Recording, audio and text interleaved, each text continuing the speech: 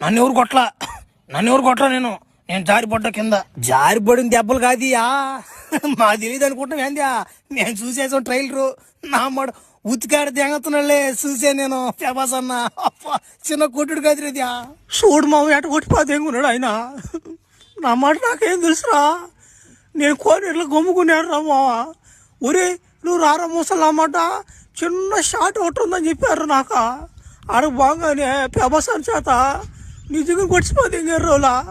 నేను కూడా డూపు దెబ్బలు అవన్నీ ఉంటాయి అనుకున్నారు మామ. ఓడి నిజంగా కొట్టిపోతే ఇంక రాయినా. ఓడిగిడి అనబాక అన్నమాట. ఇంకో 2 బ్యాండేజీలు పడతాయి నీకు.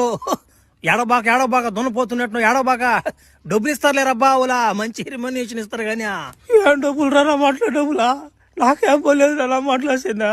మళ్ళీ కానీ పిలుస్తారు ఎవరు నాయన, నేను రాను నాయన ఇంకా మాటలా షూటింగ్ లియా.